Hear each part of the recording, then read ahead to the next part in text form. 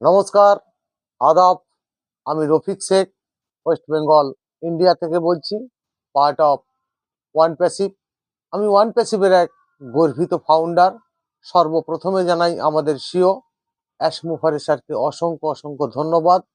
তিনি আমাদের কোনো যোগ্যতা, কোনো কালার, কোনো রং, কোনো জাতি না দেখেই যে ফাউন্ডারশিপটা দিয়েছেন এবং সম্পূর্ণ কাজটা আমাদের এআই কাজ করবে।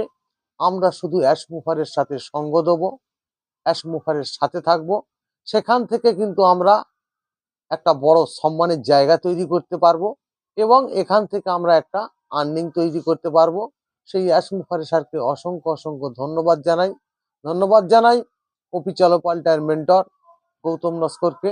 খুব সুন্দরভাবে আমাদেরকে বোঝান এবং জানান যে ওয়ান প্যাসিভটা কেমন হবে।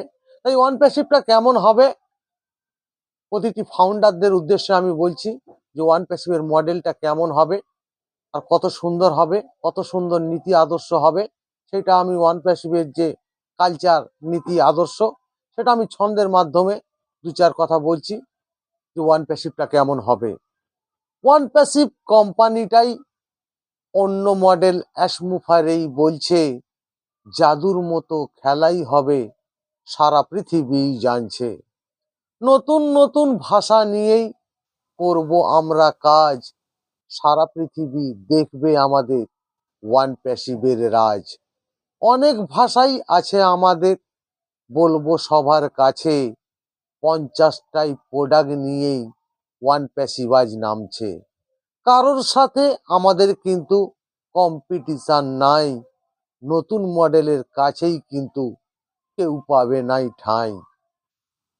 এমন কিছু বানিয়ে রেখেছে, সারা পৃথিবী ভাবছে, মানব জাতি দূরের কথাই, পশু পাখিরাই নাচছে।